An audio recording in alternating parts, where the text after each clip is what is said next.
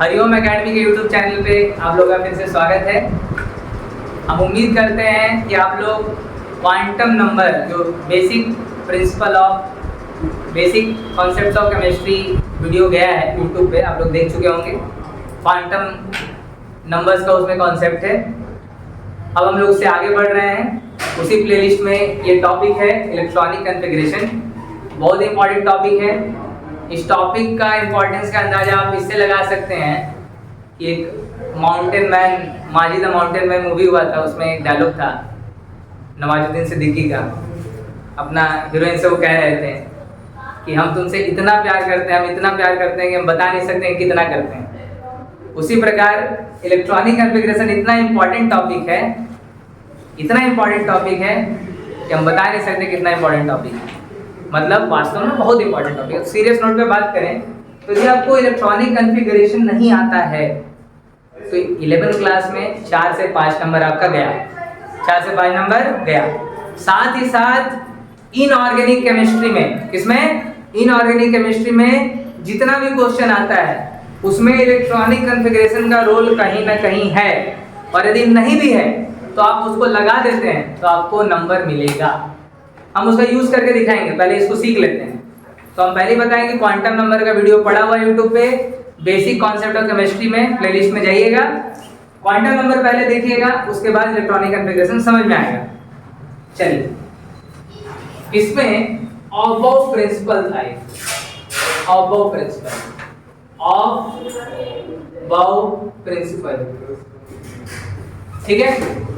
इसका कॉन्सेप्ट देखिए, बहुत ही मजेदार चीज है, आपको समझ में आ जाएगा। 1s 2s 2p 3s 3p 3d 4s 4p 4d 4f 5s 5p 5d 5f 6x, ठीक है, 7s, इसको कम कर लो, अच्छा रहने दो, ठीक है। अब देखिए, ये जो बताता है अबव प्रिंसिपल, बताता है कि इलेक्ट्रॉन उस ऑर्बिटल में सबसे पहले जाएगा जिसका एनर्जी सबसे कम होगा। n+l रूल आपको बताया है पिछले वीडियो में। तो 1s का एनर्जी सबसे कम है, इलेक्ट्रॉन सबसे पहले कहां जाएगा? 1s में जाएगा, फिर 2s में जाएगा, फिर 2p में, फिर 3s में, फिर 3p में, फिर 4s में, फिर 3d में, फिर 4p में, फिर 5s में, फिर 4d में, फिर 5p में, फिर 6s। इस तरीके से जाएगा। आप टेंशन नहीं लीजिए, आपका काम यहीं तक समाप्त हो जाता है। 1s 2s 2p 3s 3p 3d 4s यहीं तक, क्योंकि हम लोग अभी आज 30 तक ही पढ़ेंगे। मेनली कम से कम आपको 30 तक पता होना चाहिए 11th क्लास में और 12th क्लास में। 12th क्लास में जब आप एफ ब्लॉक पढ़ेंगे तब आपको उसमें एफ ब्लॉक का कॉन्फ़िगरेशन लिखने सीखना है, लेकिन अभी के लिए फिलहाल इतना काफी है। चलिए, और हम चालू करते हैं। हाइड्रोजन, ध्यान से देखिएगा, हाइड्रोजन में एक इलेक्ट्रॉन है, क्योंकि एटॉमिक नंबर क्या है? 1। एक एटॉमिक नंबर है, मतलब प्रोटॉनों की संख्या कितनी है? 1। अब चूंकि एक न्यूट्रल एटम है तो उसमें इलेक्ट्रॉन की संख्या भी कितनी होगी? 1। उसी इलेक्ट्रॉन को एटम का अलग अलग सेल्स में हमको बांटना है, ठीक है। तो आपको हम ये भी बता देते हैं, जो नहीं जानते हैं क्वांटम नंबर, आपको बता दें कि s सबसेल में एक ऑर्बिटल होता है, p सबसेल में 3 ऑर्बिटल होता है, d में 5 होता है, 1 2 3 4 5, और f में 7 होता है, 1 2 3 4 5 6 7, ठीक है। वो बराबर होता है, लेकिन चलिए, s सबसेल में कितना ऑर्बिटल? 1, p में 3, d में 5, f में 7, और एक ऑर्बिटल में मैक्सिमम 2 इलेक्ट्रॉन रह सकता है। तो s में मैक्सिमम कितना इलेक्ट्रॉन रह सकता है? 2। मैक्सिमम की बात कर रहे हैं, मैक्सिमम नंबर ऑफ इलेक्ट्रॉन्स। एक ऑर्बिटल में मैक्सिमम कितना इलेक्ट्रॉन? 2। अरे सिंपल सा बात है भाई, कि एक जो आपका क्या बोलते हैं सीट होता है बस का, उस पर कितना आदमी बैठ सकता है? आराम से 2। तो उसी प्रकार एक ऑर्बिटल में कितना इलेक्ट्रॉन रह सकता है? 2, ठीक है। अब यहाँ कितना ऑर्बिटल है? 3, तो कितना इलेक्ट्रॉन रह सकता है? मैक्सिमम 6। यहाँ कितना है? 5, मैक्सिमम 10। यहाँ कितना है? 1 2 3 4 5 6 7, कितना? 14 इलेक्ट्रॉन। क्लियर है बात? आप देखिए, 1s में पहले जाएगा इलेक्ट्रॉन, तो 1s अब हीलियम 1s2, क्योंकि 2 इलेक्ट्रॉन को बांटना था, s ऑर्बिटल अब भर गया, क्योंकि s में मैक्सिमम कितना रह सकता है 2। अब इलेक्ट्रॉन कहाँ जाएगा 2s में जाएगा, कहाँ जाएगा 2s में, तो 1s2 2s1, फिर बेरिलियम 1s2 2s2 2s2, अब 1s भी भर गया और 2s भी भर गया।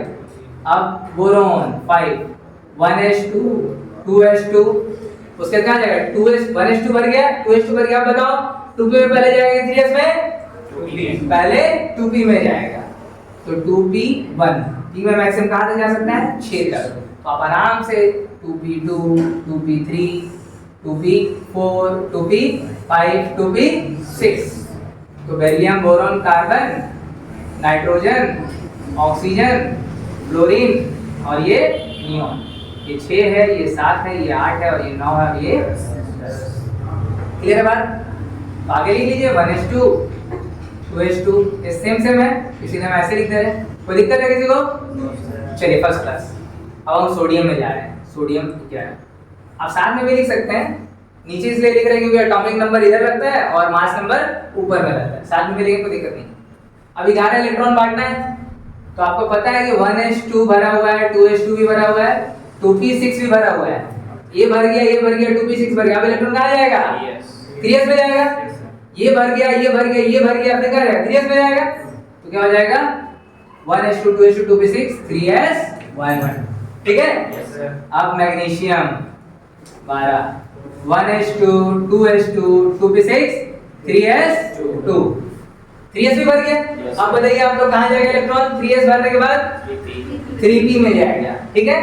चलिए aluminium 1s2 2s2 2p6 3s2 3p1, फिर उसी तरीके से 3p2 3p3 3p4 3p5 3p6, तो आप लिख लिया एल्यूमिनियम के बाद सिलिकॉन, बाकी रिपीट होगा, लिख लेंगे कोई दिक्कत नहीं है।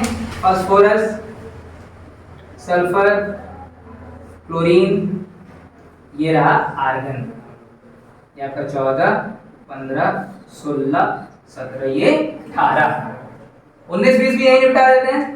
पोटेशियम, अब हमको बताइए 1s भर गया 2s भर गया 2p 3s 3p भर गया, अब इलेक्ट्रॉन कहाँ जाएगा 4s में जाएगा कि 3d में जाएगा 4s में जाएगा, इस तरीके से जाएगा, तो होगा 1s2 2s2 2p6 3s2 3p6 4s1, 19 हो गया। देख लीजिए जोड़िए 2 2 4 6 10 12 6 18 1 19 इलेक्ट्रॉन को अलग अलग सेल्स में बांटा गया है।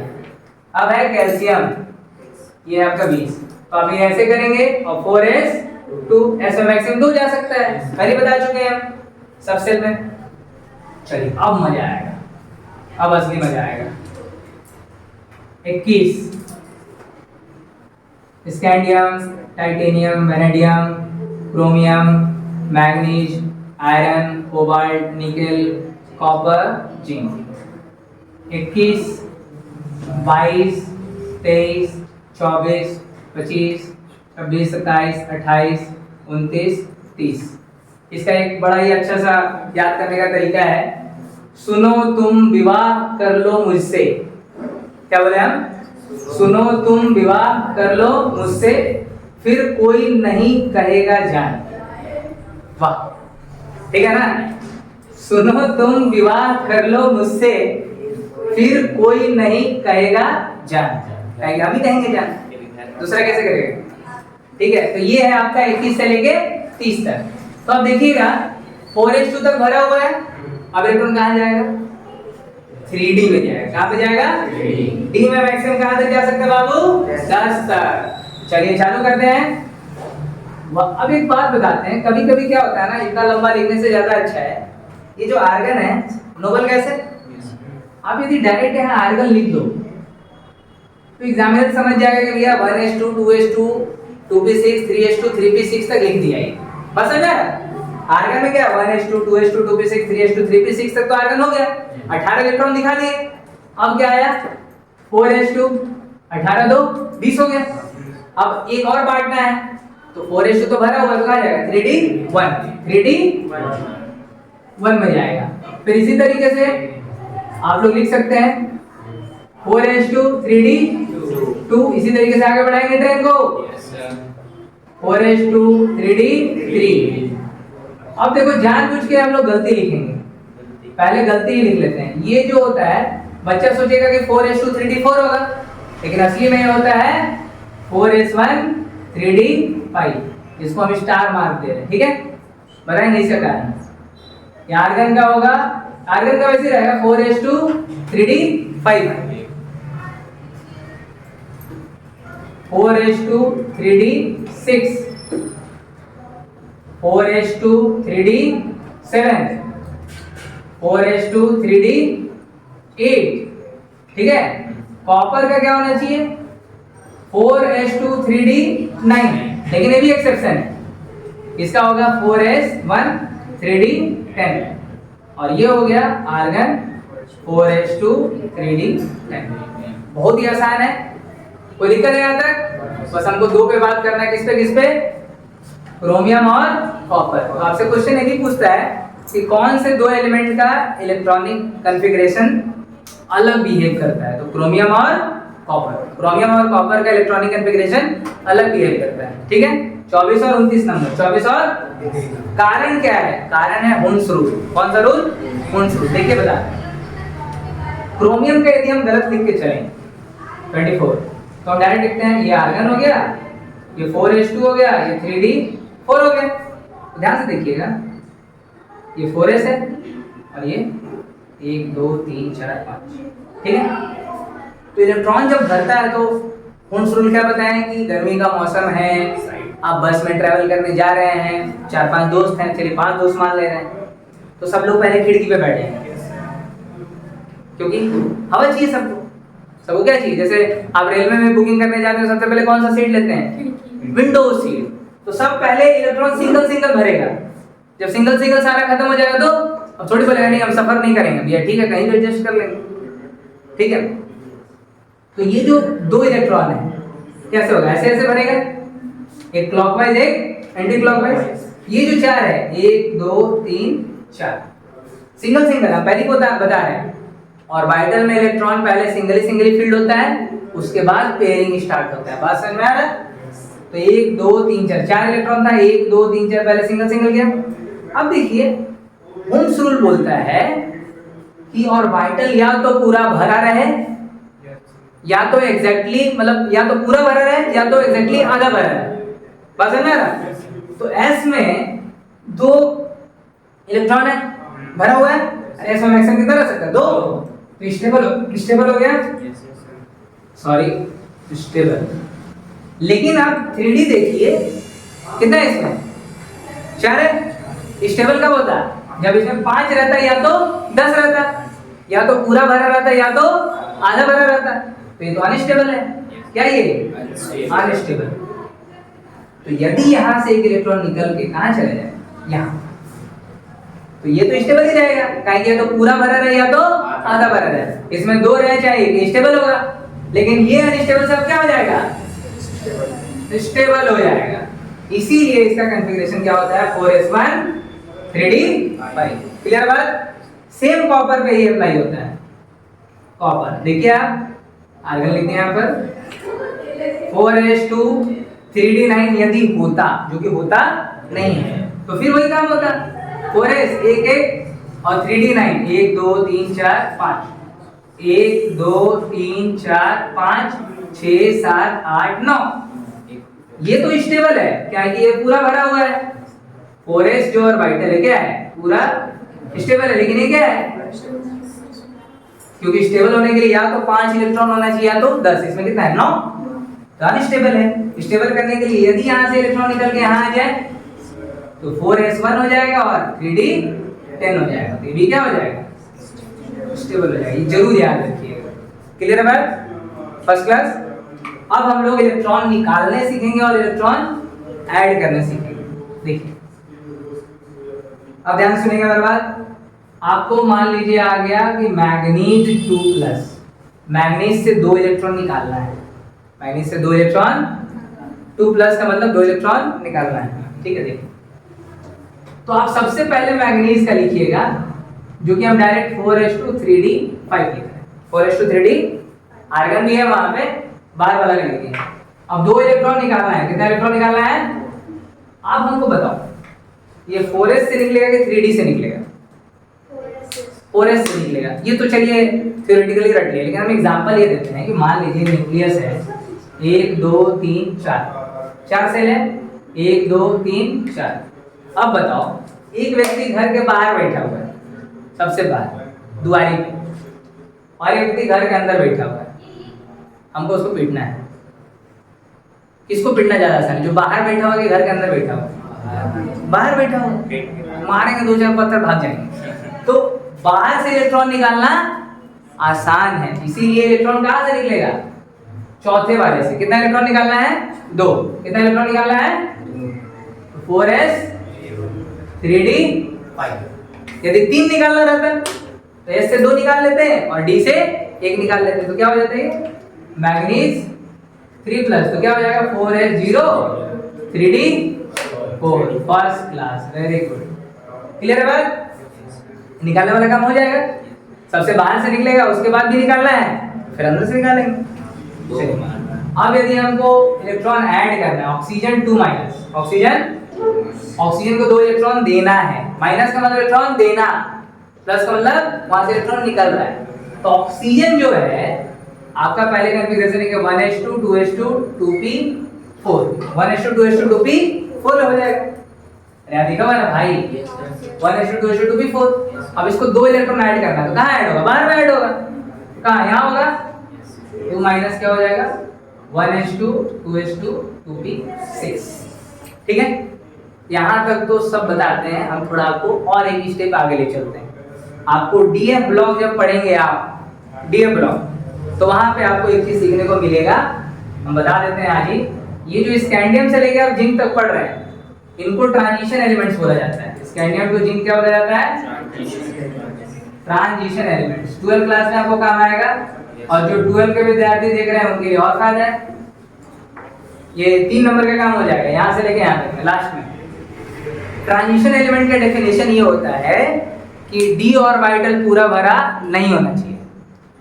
वैसा एलिमेंट्स जिनका डी ऑर्बिटल पूरा भरा नहीं होता, लेकिन यहाँ पे जिंक का तो भरा हुआ है, जिंक का भरा हुआ है, तो जिंक ट्रांजिशन एलिमेंट नहीं है। तो बोले भैया कॉपर का भी भरा हुआ है, तो कॉपर का ग्राउंड स्टेट और एक्साइटेड स्टेट दोनों देखना रहता है।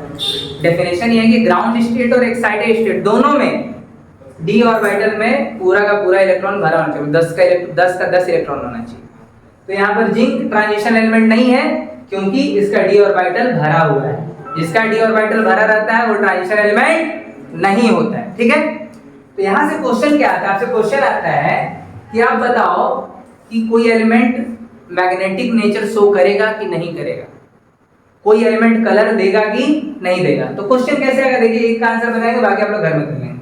देखिए जैसे मान लीजिए हम स्कैंडियम 2 प्लस लेते हैं, स्कैंडियम 2 प्लस, तो स्कैंडियम का पहले कॉन्फ़िगरेशन क्या हो जाएगा बाबू? 4s2 3d1। 2 इलेक्ट्रॉन निकालना है, तो 4s0 3d1 हो जाएगा। अब डी ऑर्बिटल को यदि हम बांटे 1 2 3 4 5, ठीक है, 3d, डी में कितना इलेक्ट्रॉन है? 1 है, यहाँ पर क्या आ जाएगा? 1 आ जाएगा। तो देख रहे हैं पेयर्ड है कि अनपेयर्ड है, सिंगल है कि डबल है? सिंगल है, अकेला है बेचारा। तो n इक्वल टू क्या होता है? 1। n इक्वल टू क्या हो गया? 1। n को बोलते हैं number of unpaired electron, number of जो इलेक्ट्रॉन अकेला है, जो इलेक्ट्रॉन, बाकी सबको फिर हम लोग भी अकेले हैं, लेकिन यहाँ पे देखना है कि n single, number of unpaired electron, जिसके साथ और एक कोई इलेक्ट्रॉन नहीं। एक ऑर्बिटल में मैक्सिमम कितना इलेक्ट्रॉन रह सकता है? 2। जिस ऑर्बिटल में केवल एक इलेक्ट्रॉन है, क्या है? Number of unpaired electron. n का वैल्यू आ गया 1। और यदि नंबर ऑफ अनपेयर्ड इलेक्ट्रॉन है तो n यदि 0 के बराबर नहीं है तो ये कलर भी देगा, ये एलिमेंट कलर भी देगा, और ये पैरामैग्नेटिक नेचर का होगा। कैसा होगा? मतलब मैग्नेटिक फील्ड में ये अट्रैक्ट होगा, मैग्नेटिक फील्ड इसको खींचेगा। लेकिन यदि n का वैल्यू आ गया 0, n का वैल्यू क्या आ गया? 0। जैसे आप देख सकते हैं जिंक में, देख लीजिए n का वैल्यू क्या आ जाएगा? 0 का, पूरा पेयरिंग रहेगा। एन जीरो आएगा तो क्या हो जाएगा, डायमैग्नेटिक। क्या हो जाएगा, ये फिजिक्स में भी काम आएगा 12th क्लास में। अनपेयर्ड इलेक्ट्रॉन यदि नहीं है तो क्या होगा, डायमैग्नेटिक, और अनपेयर्ड इलेक्ट्रॉन है तो होगा पैरामैग्नेटिक। तो इसका एक मैग्नेटिक मोमेंट निकालने का फॉर्मूला है, हम लिख देते हैं कहीं, देखो तो कम पड़ रहा है लेकिन यहाँ पे लिख देते हैं। मैग्नेटिक मोमेंट का फॉर्मूला, ये कॉम्पिटिटिव एग्जाम में बहुत आता है कि कैलकुलेट द मैग्नेटिक मोमेंट। तो उसका फॉर्मूला होता है root under n into n plus 2, unit होता है उसका bm, bm मतलब बोर मैग्नेटन। क्या, बोर मैग्नेटन। ये आप पढ़ाएंगे, आपको एटॉमिक स्ट्रक्चर में भी पढ़ाएंगे और 12th क्लास में भी पढ़ाएंगे, मूविंग मतलब मैग्नेटिक इफेक्ट ऑफ करंट। ठीक है, तो n का वैल्यू कितना है भाई, 1 है यहाँ पर, 1 इंटू 3 क्या हो जाएगा, रूट 3। क्या हो जाएगा, रूट 3। ये बहुत है, और बता रहे हैं ये जो चैप्टर है इलेक्ट्रॉनिक कॉन्फ़िगरेशन, ये 11 का बच्चों को भी जरूरत है, 12 का बच्चों को भी जरूरत है, जो 9 10 में सीबीएसई आईसीएसई या जैक बोर्ड के बच्चे हैं वो भी देख लेंगे फ्यूचर में उनका। हम बार बार बता रहे हैं, इनऑर्गेनिक केमिस्ट्री में 10 नंबर 11 में, 10 नंबर 12 में गारंटी है। पी ब्लॉक का बहुत सारा क्वेश्चन का जवाब इससे मिल सकता है, डी ब्लॉक का तो क्वेश्चन डायरेक्ट आता है, और डायरेक्ट यदि आपको कॉन्फ़िगरेशन पूछेगा तो बना ही सकते हैं। तो आप लोग इसको वीडियो को देखिए, यदि आपको पसंद आए और आपका जो बेसिक्स है स्ट्रांग होता है तो आप इसको लाइक शेयर सब्सक्राइब करिए और अपने दोस्तों को भी बताइए। मिलते हैं अगले वीडियो में, तब तक के लिए थैंक यू और हरि।